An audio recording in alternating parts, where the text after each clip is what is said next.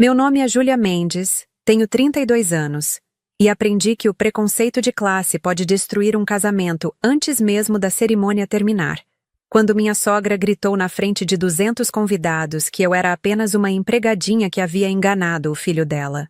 Ela estava no salão do buffet Vila Ventura, em Moema, São Paulo, segurando o microfone que deveria ser usado para os discursos de felicitações, quando soltou aquelas palavras venenosas que ecoariam para sempre na minha memória. O que ela não sabia é que aquela moça simples, de vestido branco comprado com tanto sacrifício, guardava um segredo que transformaria completamente aquele momento de humilhação pública.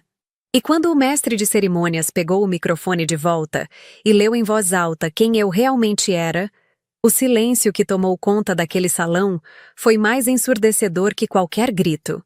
Esta é a história de como uma mulher desprezada por sua origem humilde provou que o verdadeiro valor de uma pessoa não está no sobrenome que carrega ou no bairro onde nasceu, mas naquilo que constrói com as próprias mãos. Mas antes de continuarmos, confira se você já está inscrito no canal e escreva nos comentários de onde você está assistindo este vídeo. Cresci na periferia de São Paulo, na Zona Sul, no Capão Redondo, em uma casa onde o dinheiro nunca sobrava e o trabalho nunca faltava. Minha mãe, Dona Irene, trabalhava como empregada doméstica desde os 15 anos de idade. Meu pai, seu Valdir, era motorista de ônibus da SPT Rans e pegava a linha que ia do terminal Santo Amaro até o Jardim Ângela. Éramos uma família simples, mas digna. Minha mãe sempre dizia que pobreza não era vergonha. Vergonha era não ter caráter. Desde pequena, aprendi o valor do trabalho duro. Aos 12 anos, já ajudava minha mãe nas casas onde ela prestava serviço. Limpava, passava roupa, organizava armários. Não me envergonhava disso. Era meu trabalho. Era honesto e me ensinava a responsabilidade. Aos 15 anos, comecei a trabalhar oficialmente como babá de uma família do Morumbi. Os patrões eram bons, me tratavam com respeito e até me incentivavam a estudar. Foi nessa casa que tudo começou a mudar. Dona Beatriz, a mãe das crianças que eu cuidava, notou que eu sempre levava livros na bolsa e estudava durante as pausas. Um dia ela perguntou o que eu estava lendo. Era um livro de administração que eu havia pego emprestado na biblioteca pública. Júlia, você gosta dessas coisas de empresa, de negócios? Ela perguntou com genuína curiosidade. Eu adoro, respondi com entusiasmo. Sonho em ter meu próprio negócio um dia, em não depender de patrão. Dona Beatriz sorriu de um jeito maternal e disse algo que mudaria minha trajetória. Então vou te fazer uma proposta. Você continua cuidando das crianças, mas vou te ensinar tudo sobre gestão de negócios. Meu marido tem uma empresa de consultoria e eu trabalho com ele. Vamos te dar uma oportunidade de aprender. Durante 3 anos, enquanto cuidava das crianças durante o dia, Dona Beatriz me ensinou contabilidade básica, gestão financeira, atendimento ao cliente e estratégias de negócios. Ela me emprestava livros, me levava para reuniões quando possível e me tratava como uma pupila. Aos 18 anos, prestei vestibular para administração de empresas em uma universidade particular com bolsa do ProUni. Passei com nota alta. Foi a primeira pessoa da minha família a entrar numa faculdade. Minha mãe chorou tanto de orgulho que passou o dia inteiro com os olhos vermelhos. A faculdade foi desafiadora. Eu trabalhava das 7 da manhã às 4 da tarde como assistente administrativa em uma pequena empresa de contabilidade na Vila Mariana. Depois corria para a faculdade que começava às 7 da noite e ia até às 11. Chegava em casa quase à meia-noite. Dormia 5 horas e recomeçava tudo no dia seguinte. Meus colegas de classe vinham de famílias com mais condições. Eles tinham carros, roupas de marca, viajavam nas férias. Eu tinha um caderno surrado, canetas emprestadas e o uniforme da empresa que usava para não gastar roupa. Mas tinha algo que muitos deles não tinham: determinação e foco. Sabia que aquela era a minha única chance de mudar de vida. Me formei aos 23 anos entre os 10 melhores alunos da turma. Na formatura, enquanto a maioria celebrava em restaurantes caros, eu comemorei com minha mãe em uma pizzaria do bairro. Ela estava com o uniforme de trabalho porque tinha saído direto do serviço. Não me importei nem um pouco. Aquela era minha conquista, nossa conquista. Logo depois da formatura, consegui um emprego melhor como analista financeira em uma empresa de médio porte no Itaim Bibi. O salário era 3 vezes maior do que eu ganhava antes. Finalmente, pude ajudar minha mãe a reformar a casa e convencer meu pai a trabalhar menos horas. Foi nessa empresa que conheci Rafael. Rafael Almeida Costa tinha 29 anos e era gerente do departamento de marketing. Alto, bonito, sempre bem vestido, com aquele jeito educado de quem cresceu com oportunidades. Ele era de uma família tradicional da Zona Oeste, morava em Perdizes e tinha estudado em colégio particular a vida inteira. Nosso primeiro encontro foi em uma reunião de integração entre departamentos. Eu apresentei um relatório financeiro e ele ficou impressionado com minha análise. Depois da reunião, ele me procurou no corredor. Aquele relatório foi brilhante, ele disse sorrindo. Você tem uma visão muito clara dos números. Quer tomar um café para discutirmos algumas ideias? Aceitei, mas com cautela. Sabia que vínhamos de mundos completamente diferentes. Durante o café, conversamos sobre trabalho, vida, objetivos. Rafael era inteligente, engraçado e, surpreendentemente, não demonstrava nenhum preconceito quando eu contei que morava no Capão Redondo. Ao contrário, ele parecia genuinamente interessado em conhecer minha história. Começamos a namorar 3 meses depois. Rafael era atencioso, respeitoso e parecia não se importar com nossa diferença de origem. Ele ia me buscar em casa, conheceu meus pais, comeu a comida simples que minha mãe preparava e sempre elogiava tudo com sinceridade. Meus pais gostaram dele imediatamente. Seu Valdir dizia que Rafael tinha bom coração, que isso era mais importante que dinheiro. Minha mãe concordava, mas sempre com aquele olhar preocupado de quem conhece o mundo e sabe que nem tudo é conto de fadas. Júlia, minha filha, ela me disse um dia: esse menino é bom, mas a família dele é diferente da nossa. Quando você conhecer a mãe dele, se prepare. Gente rica às vezes não gosta de ver o filho com moça de origem humilde. Eu disse que estava tudo bem, que Rafael me amava e que isso era o que importava. Mas no fundo, sentia um friozinho na barriga pensando em conhecer a família dele. Esse momento chegou 6 meses depois de namoro. Rafael marcou um jantar na casa dos pais dele. Um sobrado enorme em Perdizes, com jardim na frente e portão automático. Eu me arrumei com minha melhor roupa, um vestido azul marinho simples, mas elegante, que havia comprado especialmente para a ocasião. A mãe de Rafael, Dona Margarete Almeida Costa, tinha 58 anos, cabelos perfeitamente arrumados, unhas feitas, roupas caras e um ar de superioridade que podia ser sentido a quilômetros de distância. Ela me cumprimentou com um sorriso frio, daqueles que não chegam aos olhos. Então você é a Júlia, ela disse me analisando da cabeça aos pés. Rafael falou tanto de você. Sente-se, por favor. O jantar foi uma tortura silenciosa. Dona Margarete fazia perguntas indiretas sobre minha família, meu bairro, minha formação.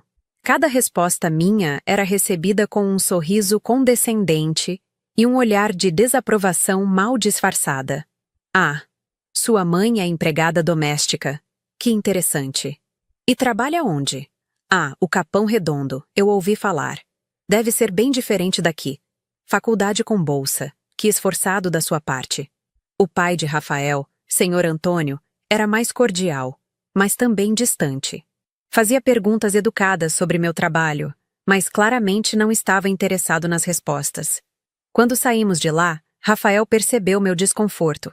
Desculpa pela minha mãe, ele disse segurando minha mão. Ela é assim com todo mundo no começo. Quando te conhecer melhor, vai mudar. Mas ela não mudou. Durante o ano seguinte, cada encontro com Dona Margarete era uma batalha velada. Ela nunca era abertamente rude, mas suas palavras eram como alfinetes envenenados. Fazia questão de mencionar as ex-namoradas de Rafael, todas de famílias tradicionais. Comentava sobre o bairro onde eu morava como se fosse outro planeta. Dava presentes caros para Rafael na minha frente. como se quisesse mostrar um padrão de vida que eu nunca poderia oferecer. Rafael sempre me defendia, mas eu via o peso que isso colocava nele. Ele amava a mãe e me amava também. Estava preso entre dois mundos. Ainda assim, nosso amor era forte. Depois de 2 anos de namoro, ele me pediu em casamento. Foi simples, romântico, durante um passeio no Parque Ibirapuera. Júlia, você é a mulher mais incrível que já conheci. Casa comigo? Eu disse sim com lágrimas nos olhos. Mas no fundo, sabia que o verdadeiro desafio estava apenas começando. Dona Margarete não demonstrou felicidade com o noivado. Sua reação foi um sorriso forçado e um comentário venenoso. Que rápido, Rafael! Você tem certeza? Casamento é para sempre. Não é algo que se decide por impulso. Rafael respondeu com firmeza. Tenho certeza absoluta, mãe. Júlia é a mulher da minha vida. Os preparativos do casamento se tornaram um campo de batalha. Dona Margarete queria controlar tudo, desde o local até a lista de convidados. Fazia questão de deixar claro que era ela quem estava pagando a maior parte, já que meus pais não tinham condições de contribuir com muito. Cada decisão era uma oportunidade de me menosprezar. Quando escolhi o buffet, ela fez uma careta. Esse lugar é muito simples para um casamento dos Almeida Costa. O que nossos amigos vão pensar? Quando mostrei o vestido que tinha escolhido, ela suspirou dramaticamente. Ah, querida, esse modelo é tão básico. Você não quer algo mais sofisticado? Tenho uma estilista que pode fazer algo melhor. Eu aguentava tudo calada, por amor ao Rafael. Mas cada comentário era uma ferida que se acumulava. Minha mãe percebia meu sofrimento. Filha, você tem certeza que quer casar nessa família? Ela perguntava preocupada. Não é tarde para desistir se você não está feliz. Eu amo o Rafael, mãe. Eu respondia. Vou casar com ele, não com a família dele. Mas no fundo, sabia que era ingenuidade pensar assim. Quando você casa, casa com a família inteira, para o bem ou para o mal. 3 meses antes do casamento, algo aconteceu que mudaria tudo. Eu estava trabalhando em um projeto importante na empresa, uma consultoria financeira para um grande cliente. O trabalho exigia análise detalhada, planilhas complexas e apresentações executivas. Passei semanas dedicada, fazendo horas extras, revisando cada número. Quando finalmente apresentei o projeto para a diretoria, a reação foi surpreendente. A diretora financeira, doutora Carmen Ribeiro, me chamou em sua sala depois da apresentação. Júlia, sente-se, ela disse com um sorriso. Aquele trabalho foi excepcional. Raramente vejo uma análise tão precisa e bem estruturada. Agradeci, ainda sem entender para onde aquilo ia. A doutora Carmen continuou. Estamos abrindo uma filial em Campinas e precisamos de alguém para gerenciar o departamento financeiro de lá. Você estaria interessada? É uma promoção, evidentemente, com aumento salarial significativo. Fiquei sem palavras. Era a oportunidade da minha vida, mas também significava mais responsabilidade, mais desafios e potencialmente mais conflito com a família do Rafael. Posso pensar um pouco? Perguntei. Claro, mas não demore muito. Precisamos de uma decisão em 2 semanas. Conversei com Rafael naquela noite. Para minha surpresa, ele foi totalmente favorável. Júlia, você não pode desperdiçar essa chance por causa do casamento. Vamos nos casar de qualquer jeito. Você merece essa promoção. Aceitei a oferta. Em 1 mês, me tornei gerente financeira regional da empresa, com um salário que era 5 vezes maior do que eu ganhava quando comecei minha carreira. Tinha uma equipe de 8 pessoas sob minha responsabilidade e viajava regularmente para supervisionar operações. Mas não contei para a família do Rafael. Não por vergonha, mas porque queria evitar mais comentários maldosos de Dona Margarete. Ela já tinha opiniões fortes sobre mulheres que trabalhavam demais e negligenciavam a família. Se soubesse da minha promoção, certamente usaria isso contra mim. O dia do casamento chegou. Era um sábado de outubro, céu azul, temperatura agradável, tudo perfeito. O buffet Vila Ventura estava lindamente decorado com flores brancas e lilazes, tal como eu havia sonhado. 200 convidados enchiam o salão. Metade da família e amigos do Rafael, metade dos meus. Eu estava no quarto da noiva, ajustando meu vestido com a ajuda da minha mãe e das minhas amigas. Apesar de todos os conflitos, estava genuinamente feliz. Ia me casar com o homem que amava. Você está linda, filha, minha mãe disse com os olhos marejados. Seu pai ia ficar tão orgulhoso. Meu pai tinha falecido 6 meses antes, vítima de um infarto súbito. Foi a maior dor da minha vida, mas sabia que ele estaria ali em espírito, torcendo por mim. A cerimônia foi emocionante. Caminhei até o altar sozinha, como era meu desejo, carregando uma foto pequena do meu pai presa no buquê. Rafael estava radiante, os olhos cheios de lágrimas de felicidade. Trocamos votos, alianças, selamos nosso compromisso com um beijo que arrancou aplausos de todos. Até aquele momento, tudo estava perfeito. A festa começou, música tocando, convidados conversando, comida sendo servida. Rafael e eu dançamos a valsa dos noivos enquanto todos assistiam emocionados. Foi quando tudo desmoronou. Dona Margarete tinha bebido algumas taças de champanhe a mais. Eu a vi conversando animadamente com um grupo de amigas dela, todas mulheres elegantes da zona oeste de São Paulo. Elas riam alto, olhavam na minha direção e cochichavam. Senti um aperto no peito.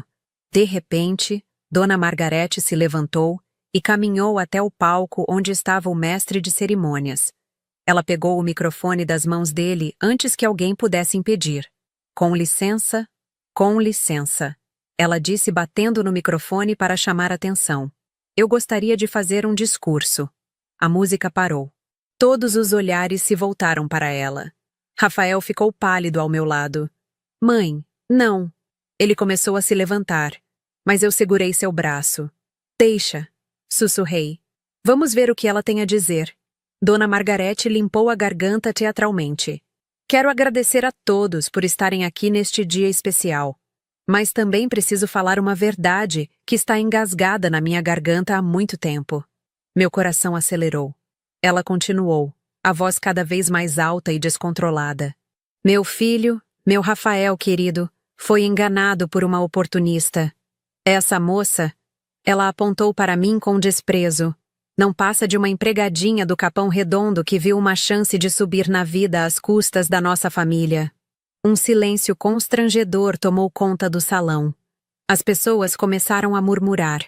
Ela se aproveitou da bondade do meu filho. Continuou Dona Margarete, já com a voz embriagada e cheia de veneno. Usou a origem humilde para despertar pena nele. Mas eu sei o que ela é. Uma interesseira que quer o dinheiro dos Almeida Costa. Rafael se levantou furioso. Mãe, cale a boca imediatamente. A senhora está bêbada e não sabe o que está dizendo. Mas Dona Margarete não parou. Ela é só uma empregadinha, Rafael. Acorda. Você merece alguém da nossa classe. Não essa intrusa. As lágrimas começaram a escorrer pelo meu rosto. Não de tristeza, mas de raiva contida. Toda a humilhação que engoli durante anos estava explodindo naquele momento. Minha mãe se levantou da mesa, pronta para me defender. Mas eu fiz um sinal para que ela ficasse quieta. Não, mãe, eu disse calmamente. Deixa ela terminar.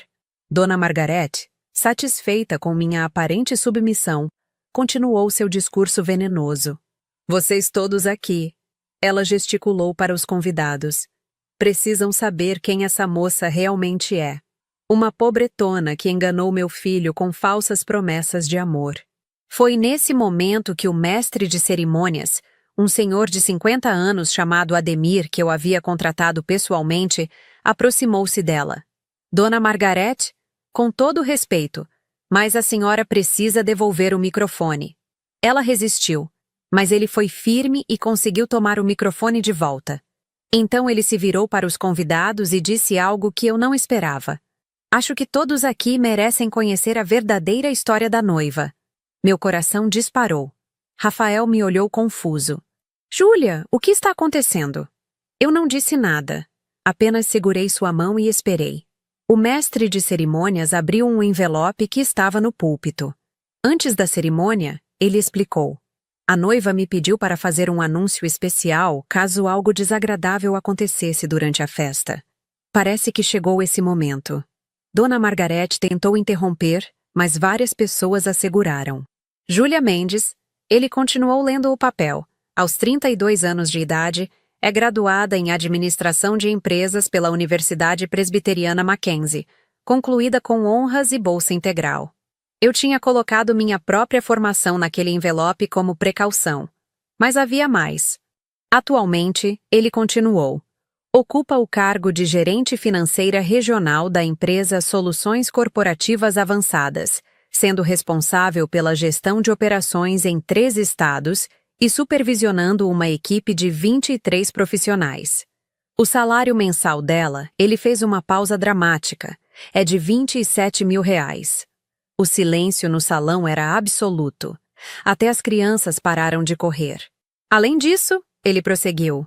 Júlia é proprietária de 50% de uma empresa de consultoria financeira que fundou há 2 anos com uma sócia. Empresa que faturou no último ano fiscal R$ 1.200.000. Rafael me olhou com os olhos arregalados. Júlia, isso é verdade? Você nunca me contou. É verdade, eu respondi calmamente. Não contei porque queria que você me amasse por quem eu sou, não pelo que tenho. O mestre de cerimônias ainda não havia terminado. A noiva também é responsável por uma fundação social que oferece cursos gratuitos de capacitação profissional para jovens de comunidades carentes. Já formou mais de 300 pessoas em diversas áreas. Minha mãe estava chorando de orgulho na mesa dela. Minhas amigas aplaudiam. Os convidados começaram a murmurar em aprovação. Dona Margareth estava pálida, claramente em estado de choque. Tentou dizer algo, mas as palavras não saíam. Rafael se levantou e pegou o microfone das mãos do mestre de cerimônias. Sua voz estava embargada de emoção. Júlia, ele disse olhando nos meus olhos, eu sempre soube que você era incrível, mas não fazia ideia de tudo isso. Por que você nunca me contou? Porque, Rafael, eu respondi levantando também. Não queria que você ficasse comigo pelo que eu conquistei profissionalmente. Queria que você me amasse pela mulher que sou. Simples assim. Ele me abraçou forte e os convidados explodiram em aplausos. Mas eu ainda não havia terminado. Peguei o microfone de volta e olhei diretamente para Dona Margareth. A senhora me chamou de empregadinha. Eu disse com voz firme, mas sem agressividade. E sabe de uma coisa? A senhora está certa. Eu fui empregada. Trabalhei como babá, como faxineira, como auxiliar de limpeza. E não tenho vergonha nenhuma disso. Minha mãe foi empregada a vida inteira e me ensinou que trabalho honesto nunca é motivo de vergonha. Dona Margareth tentou falar, mas eu continuei. A diferença entre nós, sogra, é que eu nunca precisei diminuir ninguém para me sentir importante. Nunca usei minha posição para humilhar quem está começando. E nunca vou esquecer de onde vim. Os aplausos ficaram mais altos. Até alguns convidados da família do Rafael estavam batendo palmas. Olhei para todos no salão e continuei. Eu poderia ter contado sobre minha promoção, sobre minha empresa, sobre meus projetos sociais. Mas escolhi não fazer isso porque não preciso provar nada para ninguém. Meu valor não está no meu salário ou no meu cargo. Está no meu caráter, na minha dignidade, no respeito que tenho por mim mesma e pelos outros. Rafael estava ao meu lado, segurando minha mão com força. Minha sogra estava sentada, cabisbaixa, cercada por amigas que não sabiam o que dizer. Quero aproveitar, eu disse ainda com o microfone, para agradecer a todas as pessoas que me apoiaram nessa jornada. Minha mãe, que trabalhou como empregada doméstica a vida inteira para me dar educação e dignidade. Meu pai, que infelizmente não está mais aqui, mas que me ensinou que honestidade vale mais que dinheiro. Meus amigos, que sempre estiveram ao meu lado. E especialmente Rafael, que me amou pelo que sou, não pelo que tenho. Devolvi o microfone ao mestre de cerimônias e olhei para Rafael. Ele estava com lágrimas nos olhos. Júlia, eu te amo tanto. Desculpa pela minha mãe. Desculpa por tudo. Não precisa se desculpar pelo que você não fez. Eu respondi. Você sempre me respeitou, sempre me tratou como igual. E é por isso que eu te amo. Nós nos beijamos enquanto os convidados aplaudiam de pé. Até alguns dos amigos de Dona Margarete estavam visivelmente emocionados. A festa continuou, mas o clima havia mudado completamente. Dona Margarete saiu discretamente meia hora depois, acompanhada pelo marido que estava visivelmente envergonhado. Rafael foi até a mesa dos meus amigos e familiares e pediu desculpas em nome da mãe. Todos o receberam com carinho, porque sabiam que ele não tinha culpa. Mais tarde, durante o bolo, minha mãe veio até mim. Filha, estou tão orgulhosa de você. Não só pelo que você conquistou profissionalmente, mas pela mulher que você se tornou. Seu pai estaria radiante. Obrigada, mãe. Tudo o que sou, devo a vocês dois. A festa terminou já de madrugada. Foi perfeita apesar do incidente. Ou talvez por causa dele. Muitas pessoas vieram me cumprimentar, elogiar minha postura, pedir conselhos sobre carreira. Algumas até perguntaram sobre a fundação social e como poderiam ajudar.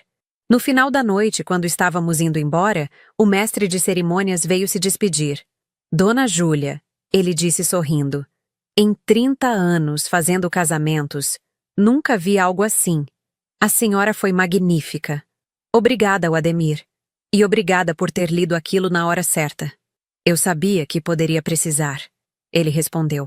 Quando você me deu aquele envelope e disse que era só para emergências, eu entendi o tipo de situação que você estava prevendo. Mulheres como a sua sogra existem em todo lugar, mas mulheres como você são raras. Rafael e eu fomos para nossa lua de mel em Gramado, Rio Grande do Sul. Durante a viagem, conversamos longamente sobre o que tinha acontecido. Júlia, ele disse enquanto tomávamos vinho em uma vinícola, ainda não acredito que você escondeu tudo isso de mim. Não escondi, eu corrigi. Apenas não achei necessário anunciar. Você sabia onde eu trabalhava, sabia que eu tinha sido promovida. Só não sabia os detalhes financeiros. E quanto à empresa e à fundação? Isso eu realmente não mencionei, admiti. A empresa surgiu de uma oportunidade que apareceu há 2 anos. Uma colega queria abrir um negócio e me convidou para ser sócia. Investi minhas economias e deu certo. Quanto à fundação, comecei porque queria retribuir. Queria ajudar outras pessoas como eu, que têm potencial, mas não têm oportunidade. Rafael balançou a cabeça maravilhado. Você é incrível. E eu sou um idiota por não ter percebido antes. Você não é idiota. Você me ama pelo que importa. E isso é mais valioso que qualquer cargo ou salário. Voltamos do casamento 1 semana depois. A primeira coisa que fizemos foi visitar Dona Margarete. Ela nos recebeu em casa, visivelmente constrangida. Rafael? Júlia? Ela começou com a voz embargada. Eu preciso pedir desculpas. Fui horrível, preconceituosa, cruel. Não tenho justificativa. Dona Margarete. Eu interrompi calmamente. Eu aceito suas desculpas. Mas preciso que a senhora entenda uma coisa. Não vou permitir que a senhora me desrespeite novamente. Se quiser fazer parte da nossa vida, da vida dos seus futuros netos, vai ter que me tratar com o respeito que eu mereço. Ela assentiu, as lágrimas escorrendo. Eu entendo. E prometo que vou mudar. Não sei se ela mudou completamente, mas com o tempo, nossa relação melhorou. Ela nunca mais fez comentários sobre minha origem. E quando nosso primeiro filho nasceu 2 anos depois, ela foi uma avó presente e amorosa. Hoje, 5 anos após o casamento, tenho 37 anos, e minha vida está completamente diferente do que era quando eu tinha 18. Sou diretora financeira de uma grande corporação. Minha empresa de consultoria cresceu, e agora tem 15 funcionários. E a Fundação Social já formou mais de 1.200 pessoas em cursos profissionalizantes. Rafael se tornou diretor de marketing da empresa dele e trabalhamos juntos em vários projetos. Temos 2 filhos lindos, Miguel de 3 anos e Sofia de 1 ano. Compramos uma casa confortável em Pinheiros, não muito longe de onde cresci, porque faço questão de manter raízes. Minha mãe se aposentou e agora passa os dias cuidando dos netos, coisa que adora fazer. Ela mora em um apartamento que comprei para ela perto da nossa casa. Às vezes, quando estou dirigindo pelas ruas do Capão Redondo, visitando projetos da Fundação ou simplesmente matando a saudade, penso em como minha vida poderia ter sido diferente. Se eu tivesse acreditado nas palavras de Dona Margarete, se tivesse me achado menos por causa da minha origem, se tivesse desistido do Rafael por causa do preconceito da família dele. Mas não desisti. Porque aprendi desde cedo que o valor de uma pessoa não está em onde ela nasceu ou quanto dinheiro tem. Está em sua dignidade, em seu caráter, em sua capacidade de respeitar os outros e respeitar a si mesma. Algumas pessoas vão sempre julgar pela aparência, pela roupa, pelo endereço, pelo sobrenome, mas essas pessoas vivem em um mundo pequeno, limitado pelos próprios preconceitos. O mundo real é muito maior, e nele há espaço para quem trabalha duro, quem sonha alto e quem nunca esquece de onde veio. No mês passado, recebi um convite inesperado. Era de uma universidade particular prestigiada de São Paulo para dar uma palestra sobre superação e empreendedorismo feminino. O auditório estava lotado com mais de 500 estudantes, a maioria jovens mulheres de diversas origens sociais. Quando subi ao palco, vi rostos ansiosos, olhos brilhando com esperança e também com dúvida. Comecei minha fala contando exatamente de onde vim. Falei sobre as casas onde trabalhei como babá, sobre as madrugadas estudando no ônibus, sobre os uniformes surrados que usava na faculdade. Falei sobre o preconceito que enfrentei, sobre a humilhação pública no meu próprio casamento. E falei sobre como cada obstáculo se tornou um degrau para subir mais alto.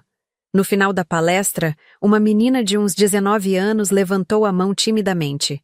Ela era negra, magra, usava roupas simples e tinha aquele olhar que eu conhecia bem, o olhar de quem carrega o peso de ser subestimada.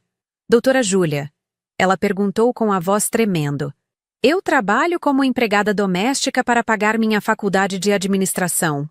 Às vezes as patroas me tratam mal, dizem que eu estou perdendo tempo, que gente como eu não chega a lugar nenhum. Como a senhora aguentou? Como não desistiu? Eu desci do palco e caminhei até ela. Olhei nos olhos daquela menina e vi a mim mesma 15 anos atrás. Qual seu nome? Perguntei. Amanda, ela respondeu. Amanda, eu disse segurando as mãos dela. Você vai aguentar porque sabe que elas estão erradas. Cada palavra cruel que te disserem é apenas reflexo da pequenez delas, não da sua. Você vai usar essa dor como combustível. E um dia, quando você for bem-sucedida, não vai precisar esfregar isso na cara de ninguém. Seu sucesso por si só vai ser a resposta. As lágrimas escorriam pelo rosto dela. Obrigada, doutora. A senhora me deu esperança. Não, eu corrigi sorrindo. Eu apenas te lembrei da força que você já tem dentro de você. Depois da palestra, Amanda me procurou novamente. Timidamente, me deu um papel com seu contato. Se um dia a fundação da senhora precisar de voluntários, eu adoraria ajudar. Quero retribuir também, assim como a senhora faz. Contratei Amanda como estagiária na minha empresa 3 meses depois. Hoje ela trabalha comigo, estuda à noite e é uma das colaboradoras mais dedicadas que tenho. Quando a vejo crescendo profissionalmente, lembro por que faço tudo isso. Não é pelos títulos, não é pelo dinheiro, não é pelo reconhecimento. É porque cada vida que eu ajudo a transformar é uma pequena vingança contra todos os preconceitos que tentaram me definir. É uma prova de que o sistema pode ser injusto, mas não é invencível. Rafael me apoia completamente em tudo. Ele se tornou um dos maiores defensores da fundação. Usa seus contatos do mundo corporativo para conseguir doações e parcerias. Às vezes, brincamos que ele se casou com uma babá e acordou com uma empresária. Mas a verdade é que eu sempre fui a mesma pessoa. As circunstâncias mudaram, as oportunidades apareceram, mas minha essência continua igual. Ainda sou a menina do Capão Redondo que não tem vergonha de suas raízes. Ainda trato a faxineira do meu prédio com o mesmo respeito que trato um diretor de empresa.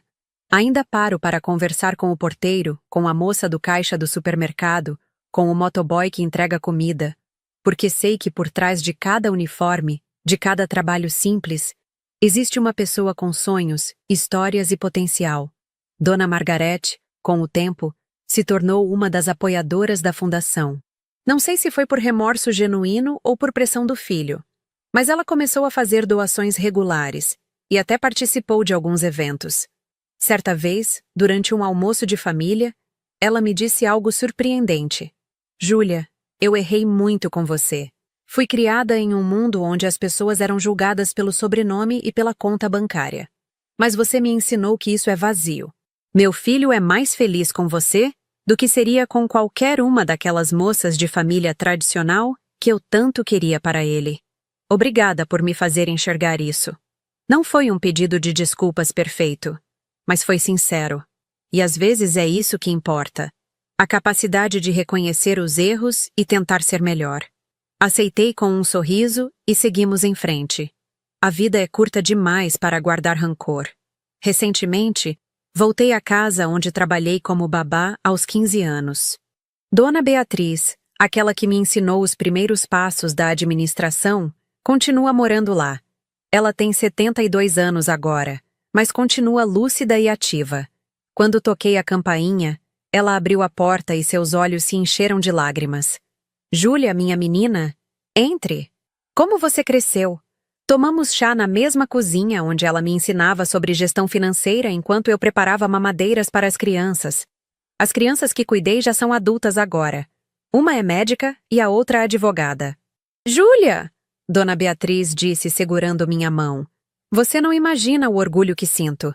Sempre soube que você chegaria longe. Tinha algo especial em você.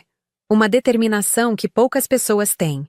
Obrigada por ter acreditado em mim quando ninguém mais acreditava. Eu respondi emocionada. A senhora mudou minha vida. Ela balançou a cabeça. Não, querida. Eu apenas abri uma porta. Você que teve coragem de atravessar e continuar abrindo outras portas. Todo o mérito é seu. Saí de lá renovada, lembrando que bondade gera bondade, que oportunidade gera oportunidade. Dona Beatriz não tinha obrigação nenhuma de me ajudar, mas escolheu fazer isso. E agora eu escolho fazer o mesmo por outras pessoas. É um ciclo que precisa continuar. No último aniversário de Miguel, fizemos uma festa em casa. Convidamos família, amigos, colegas de trabalho. No meio da festa, olhei ao redor e vi a diversidade de pessoas que fazem parte da minha vida. Tinha o porteiro do prédio que sempre foi gentil comigo. Tinha executivos da minha empresa. Tinha amigas da época de faculdade. Tinha vizinhos do Capão Redondo. Tinha a família do Rafael. Todos juntos, conversando, rindo, celebrando. Rafael veio por trás e me abraçou. No que você está pensando? Perguntou. Estou pensando, respondi, que essa é a vingança mais doce de todas. Não é ter dinheiro, não é ter cargo importante, não é provar nada para ninguém. É construir uma vida onde o que importa são as conexões humanas verdadeiras, não as aparências. É ser feliz sendo exatamente quem eu sou. Ele me beijou na testa. Eu não poderia amar mais você do que amo agora. Naquela noite, depois que todos foram embora e as crianças dormiram, sentei na varanda com uma xícara de chá, olhando a cidade iluminada. Pensei na Júlia de 18 anos. Aquela menina assustada saindo de casa às 6 da manhã para cuidar dos filhos de outras pessoas, enquanto sonhava com um futuro diferente. Se eu pudesse falar com ela hoje, diria: aguenta firme, menina. Vai doer, vai ser difícil, vão tentar te fazer desistir. Mas você é mais forte do que imagina. E um dia você vai estar sentada na varanda da sua própria casa, com sua família dormindo nos quartos, olhando para trás e percebendo que cada lágrima valeu a pena. Porque a maior vitória não é provar para os outros que eles estavam errados sobre você. É provar para si mesma que você sempre foi capaz. É olhar no espelho e gostar da pessoa que você se tornou. É dormir em paz sabendo que nunca pisou em ninguém para chegar onde chegou. É manter sua dignidade intacta mesmo quando tentaram destruí-la. Hoje, quando acordo de manhã, não acordo mais como a empregadinha do Capão Redondo que todos desprezavam. Acordo como Júlia Mendes, mulher, mãe, empresária, filha orgulhosa de uma empregada doméstica. E sabe qual é a parte mais bonita? Todas essas identidades coexistem em mim sem conflito, porque finalmente entendi que não preciso escolher entre de onde vim e onde cheguei. Posso honrar ambos. Posso ser a menina que limpava casas e a executiva que comanda reuniões. Posso ter vindo da periferia e morar em bairro nobre. Posso ter sido subestimada e agora ser respeitada. Tudo isso faz parte de quem eu sou. E se tem uma coisa que gostaria que todas as pessoas que passam por situações parecidas com a minha soubessem, é esta. Eles vão tentar te definir pela sua origem, pelo seu passado, pelas suas limitações. Mas você não precisa aceitar essa definição. Você pode escrever sua própria história, criar sua própria identidade, construir seu próprio caminho. Vai ser mais difícil que para quem nasceu com privilégios? Sim, vai. É injusto? Sim, é. Mas a injustiça do sistema não determina o seu valor nem o seu destino. Você determina. Então, para todas as Amandas do mundo, para todas as meninas que trabalham como empregadas enquanto estudam, para todas as mulheres que são chamadas de empregadinhas com desprezo, eu digo, usem isso como combustível, não como corrente. Transformem a dor em determinação. E quando chegarem lá, quando conquistarem o que tanto lutaram para ter, não esqueçam de estender a mão para quem ainda está começando. Porque a verdadeira revolução não é individual, é coletiva. Não é chegar sozinha ao topo, é abrir caminho para que outras pessoas possam subir também. Esta é minha história. A história de como uma empregadinha se tornou empresária, mas mais importante, a história de como uma menina subestimada aprendeu a valorizar a si mesma, independentemente do que os outros pensassem. E se há uma lição que carrego comigo todos os dias é esta: não importa o que chamem você, não importa como tentem te diminuir. O que importa é quem você sabe que é. E ninguém, absolutamente ninguém, pode tirar isso de você.